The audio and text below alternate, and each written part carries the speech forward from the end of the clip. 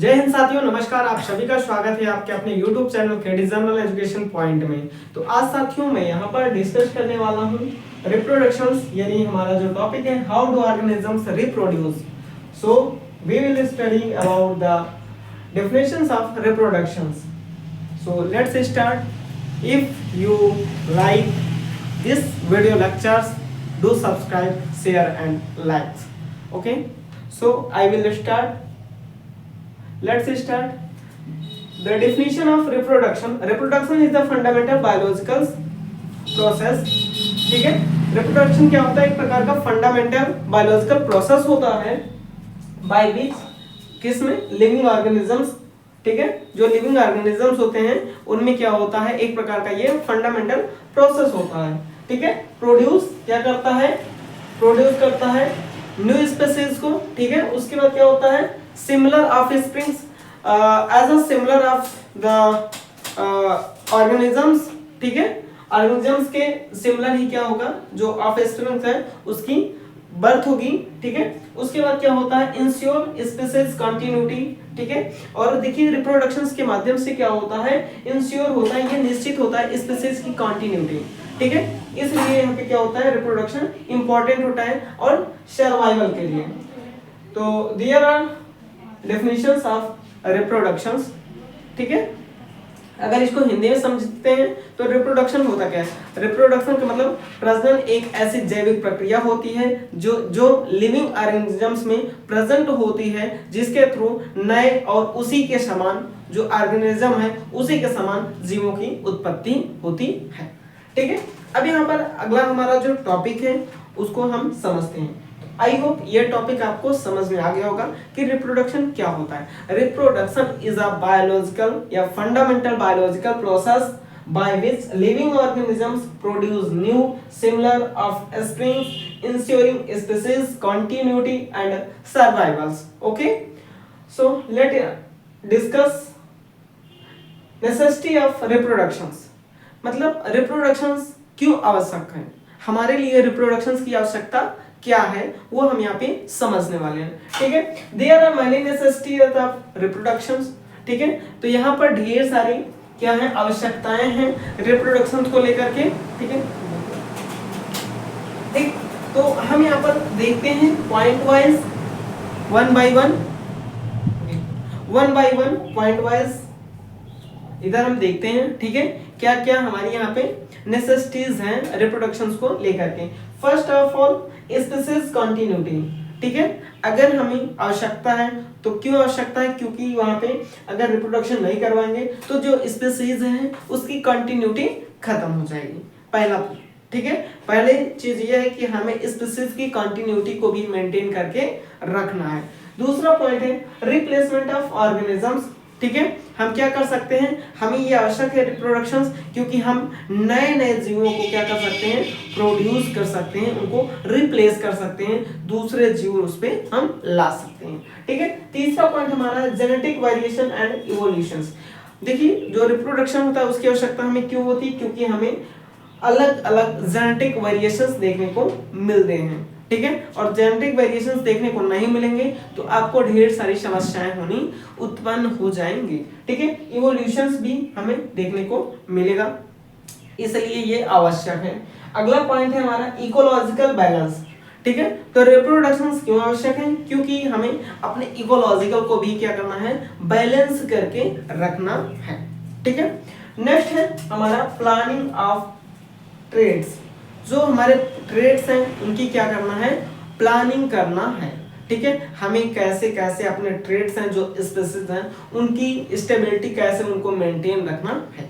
So these are 5 points of the necessities of reproductions. ठीक है, तो ये रिप्रोडक्शंस के 5 कुछ पॉइंट्स हैं, अब हम इनको एक्सप्लेन करेंगे। ठीक है, पॉइंट वाइज सभी को हम क्या करेंगे, एक्सप्लेन करेंगे और इसको अच्छे से हम लोग समझते हैं पूरा एक्सप्लेनेशन के साथ। आई होप ये चीजें आपको समझ में आ रही होंगी। ठीक है, तो चलिए हम अब इसको स्पीशीज कंटिन्यूटी को हम एक्सप्लेन करते हैं, समझते हैं। इसको आप नोट डाउन कर लीजिए, फिर हम लोग आगे डिस्कस करते हैं।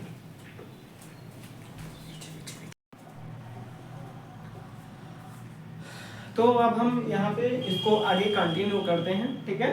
हमने वहाँ पे देखा था नेसेसिटीज ऑफ रिप्रोडक्शंस को, आगे अब एक्सप्लेन करते हैं पूरा डिटेल्स में, ठीक है। तो हमारा फर्स्ट पॉइंट है स्पीशीज कंटिन्यूएशन, ठीक है, कि स्पीशीज की हम कंटिन्यूटी कैसे मेंटेन करते हैं। तो उसके लिए यहाँ पे क्या करेंगे, रिप्रोडक्शंस, जो रिप्रोडक्शन है, ensure that a particular species does not go existing, ठीक है।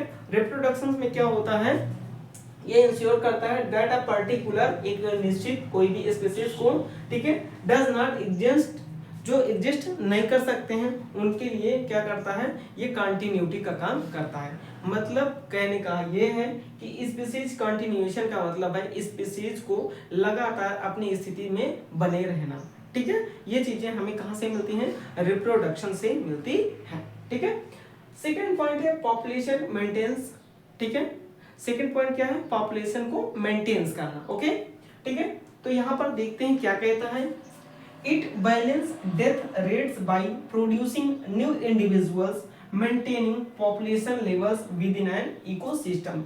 जो हमारा इकोसिस्टम है उसमें जो भी स्पीशीज रह रहे हैं, प्रेजेंट हैं, उनके डेथ रेट को क्या करना, मेंटेन करना। ये किसका काम है, रिप्रोडक्शन का काम है। तो रिप्रोडक्शन की हमें आवश्यकता क्यों है, क्योंकि हमें पॉपुलेशंस का जो लेवल है उसको मेंटेन करके रखना है, ठीक है। तो ये हमारा सेकेंड पॉइंट था। थर्ड पॉइंट क्या है, जेनेटिक वेरिएशन। क्या है हमारा, जेनेटिक वेरिएशंस क्या क्या देखने को मिलता है, in sexual reproduction mixing genetic materials from parents introduce variations, ठीक है। Sexual reproduction mixing genetic materials, यहाँ पे क्या होता है, हमें जेनेटिक मटेरियल्स देखने को मिलते हैं, ठीक है, फ्रॉम पेरेंट्स से। जो भी पेरेंट्स होते हैं उनसे हमें जेनेटिक मटेरियल्स किस फॉर्म में मिलते हैं, मिक्स फॉर्म में मिलते हैं, which is essential for survival, ठीक है। ये किसके लिए, ये इसेंशियल होते हैं सर्वाइवल के लिए और एडाप्टेशन के लिए टू न्यू एनवायरनमेंट, ठीक है। नए वातावरण में क्या होते हैं, ये इसेंशियल होते हैं किसके लिए, एडाप्टेशन के लिए, ठीक है। तो इसलिए हमें यहाँ पे जेनेटिक वेरिएशंस देखने को मिलती है, ठीक है।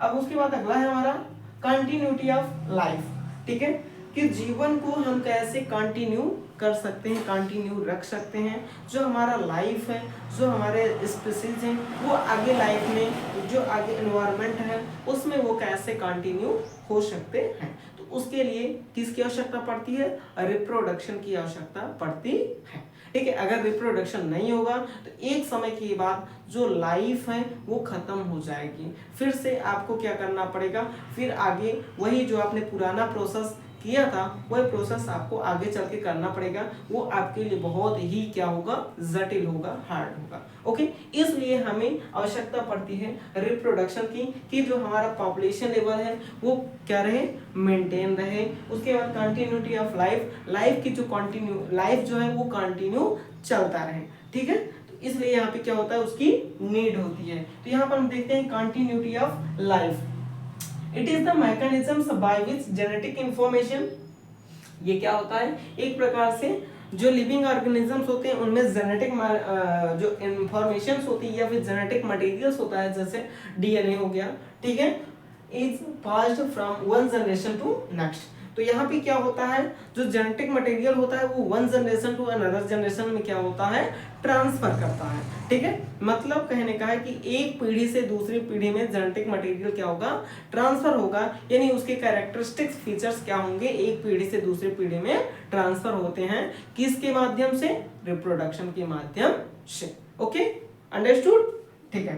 तो यहाँ पे क्या हो जाएगा, maintaining the continuity of life. So इस प्रकार से क्या हो जाएगा, जो लाइफ है वो क्या हो जाएगा, कंटिन्यू चलता रहेगा। सारी इंफॉर्मेशंस जो उनके पेरेंट्स की थी उनके बच्चों में चली जाएगी, इस प्रकार से उनकी क्या हो जाएगी, कंटिन्यूटी मेंटेन रहेगी, ठीक है। तो चलिए अब हम लोग देखते हैं, ये पॉइंट हमारा यहीं पे फिनिश हो गया है, ठीक है। अब हम यहाँ पे आगे देखते हैं वेरिएशन क्या होते हैं, वेरिएशंस के टाइप क्या क्या हैं, ठीक है, और उसके बाद वेरिएशंस के इंपॉर्टेंट क्या क्या हैं, ठीक है। इस वीडियो लेक्चर्स में हम आगे देखने वाले हैं वेरिएशंस क्या क्या होते हैं, ठीक है। चलिए देखते हैं, इसको नोट डाउन कर लीजिए, पॉज करें।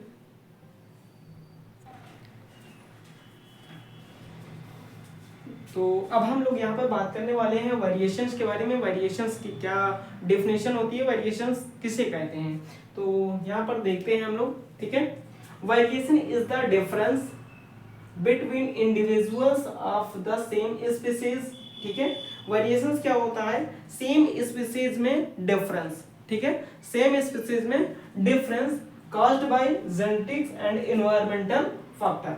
ठीक है, अगर किसी भी सेम इंडिविजुअल में या तो जेनेटिक वेरिएशंस हो या तो फिर एनवायरमेंटल, मतलब कि जो जेनेटिक के कारण कुछ विभिन्नताएं देखने को मिले या फिर एनवायरमेंटल फैक्टर के कारण जो विभिन्नताएं देखने को मिलती हैं वो कहलाती हैं विभिन्नताएं, वेरिएशंस। ठीक है, यहाँ पर फैक्टर्स इन्वॉल्व होते हैं, कौन कौन से, जेनेटिक फैक्टर हो सकता है या फिर एनवायरमेंटल फैक्टर। ठीक है, तो इनके कारण जो कुछ भी चेंजेस हमें देखने को मिलता है, कुछ भी डिफरेंस देखने को मिलता है, वो कहलाता है वेरिएशन। ठीक है, अब यहाँ पर देखते हैं वेरिएशन कितने प्रकार के होते हैं। ठीक है, तो टाइप्स ऑफ वेरिएशंस में हम अगर डिस्कस करते हैं तो there are 3 types of variations. यहाँ पर 3 प्रकार के वेरिएशंस देखने को मिलते हैं। ठीक है, पहला है जेनेटिक वेरिएशंस। ठीक है, जेनेटिक वेरिएशंस है। दूसरा है एनवायरमेंटल वेरिएशंस है। तीसरा है कंबाइंड फैक्टर या फिर कंबाइंड वेरिएशंस। ठीक है, चलिए अब हम एक एक करके इसको समझते हैं। जेनेटिक वेरिएशंस क्या होता है, इनहेरिटेड डिफरेंस। ठीक है, caused by variation in gene. ठीक है, मतलब कि जो आनुवंशिक उसमें क्या हो, कुछ डिफरेंस हो, आनुवंशिक अंतर हो, आनुवंशिक चेंज हो। ठीक है, caused by variation in gene, जो कि जीन में क्या करे, विभिन्नताएं उत्पन्न करता है। इस प्रकार का जो हमारा क्या होगा, वेरिएशंस होगा, वो कैसा कहलाएगा, वो कहलाएगा आपका जेनेटिक वेरिएशन। वो क्या कहलाएगा, वो कहलाएगा जेनेटिक वेरिएशन। ठीक है, अब हम अगला देखते हैं एनवायरमेंटल वेरिएशन। एनवायरमेंटल वेरिएशंस क्या होते हैं, environmental variations are those variations difference, ठीक है, caused by the external factor. ठीक है, ऐसे वेरिएशंस जिनके फैक्टर क्या हो, एक्सटर्नल फैक्टर हो। ठीक है, उनके कारण बॉडी में क्या हो, अलग अलग चेंजेस दिखाई दें। जैसे क्या फैक्टर हो सकते हैं, टेम्परेचर हो सकता है, हीट हो सकता है, लाइट हो सकता है। तो दीज आर फैक्टर्स, ठीक है, which produce variations in human body called environmental variations. Okay, अब यहाँ पर हम तीसरा देखते हैं कंबाइंड फैक्टर। कंबाइंड फैक्टर क्या क्या हो सकते हैं, combined factor are those factor which caused by the genes, ठीक है, या इनहेरिटेड या फिर एनवायरमेंटल। ठीक है, मतलब कहने का है कि कुछ ऐसे फैक्टर्स जो एनवायरनमेंट के कारण क्या होते हैं, चेंजेस लाते हैं ह्यूमन में या फिर ऑर्गेनिजम्स में, या फिर कुछ जेनेटिक्स के कारण क्या होते हैं, चेंजेस लाते हैं। ठीक है, तो उस प्रकार का जो फैक्टर होता है वो क्या कहलाता है, वो कहलाता है कंबाइंड फैक्टर। तो आई होप आपको यहाँ पर वेरिएशंस की डेफिनेशन समझ में आ गई होगी, वेरिएशंस के टाइप समझ में आ गए होंगे, कितने टाइप्स के होते हैं, जेनेटिक वेरिएशंस, एनवायरमेंटल वेरिएशंस है ना, कंबाइंड फैक्टर। मेनली यहाँ पर 2 होते हैं वेरिएशंस, एक आपका होता है क्या हो जाएगा यहाँ पर जेनेटिक वेरिएशन, दूसरा हो जाएगा आपका यहाँ पे एनवायरमेंटल वेरिएशन। ठीक है, अब हम यहाँ पर इसके चलते हैं कुछ की पॉइंट्स समझ लेते हैं कि वेरिएशंस हमें कहाँ कहाँ से देखने को मिल सकते हैं। ठीक है, और इस पॉइंट का, इस टॉपिक का ये लास्ट आपका टॉपिक रहने वाला है, तो इसको नोट डाउन कर लीजिए, फिर हम आगे बढ़ते हैं, वहाँ पे की पॉइंट को समझने वाले हैं, कौन कौन से ऐसे की फैक्टर्स हमारे होने वाले हैं। ठीक है, so let's start importance of variations. तो अब यहाँ पर हम लोग देखने वाले हैं क्या क्या इंपॉर्टेंट है वेरिएशंस के। ठीक है, there are many importance of variations, यहाँ पर बहुत ही इंपॉर्टेंट है। ठीक है, बहुत अनेकों प्रकार के अलग अलग इंपॉर्टेंस हमें देखने को मिलते हैं वेरिएशंस में। ठीक है, जैसे एडाप्टेशन एंड चेंजिंग एनवायरमेंटल। ठीक है, एडाप्टेशन एंड चेंजिंग एनवायरनमेंट। ठीक है, वो क्या करते हैं, अडाप्ट करते हैं जो भी एनवायरमेंटल अगर कोई चेंजेस हो रहा है, तो वेरिएशंस अगर है बॉडी में तो वो क्या करेगा, उसको अडाप्ट करेगा और चेंज भी कर देगा एनवायरनमेंट के अकॉर्डिंग। ठीक है, दूसरा है सर्वाइवल। ठीक है, सर्वाइव कर लेंगे एंड प्रिवेंट्स ऑफ द एग्जिस्टिंक्शन। ठीक है, मतलब वहाँ पे अपने आप को अगर वो एग्जिस्ट नहीं रह रहे हैं तो उससे वो बचा भी सकते हैं, उनमें वो कैपेसिटी हो जाती है। ठीक है, उसके बाद basis of evolution, this is the main point of this importance of variations.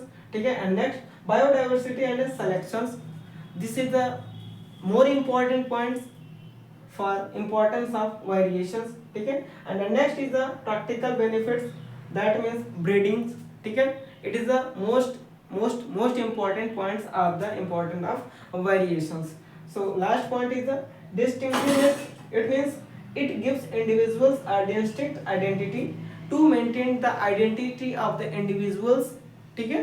क्या करेगा, जो डिस्टिंक्टिवनेस है वो क्या करेगा, इंडिविजुअल्स की आपको क्या कराएगा, आइडेंटिटी प्रोवाइड करवाएगा, ठीक है। वेरिएशंस अगर हैं तो आपको वेरिएशन से पता चल जाएगा कि ये स्पीसीज, ये जीन्स किस स्पीसीज का है, ठीक है। ये आपको कहां से पता चलता है, ये आपको वेरिएशन से पता चलता है। तो these are six points basically important for the variation. Okay, so there are more points for importance of variations. So thank you so much. This is the main points for this lectures. Okay, मतलब कहने का है कि आज की इस video के लिए इतना ही, ठीक है। कल नेक्स्ट वीडियो में लेकर के आएंगे इसके आगे के और टॉपिक्स को, ठीक है। तब तक के लिए जय हिंद, जय भारत। चैनल को सब्सक्राइब करिए, लाइक करिए और शेयर करना मत भूलिए। Thank you so much.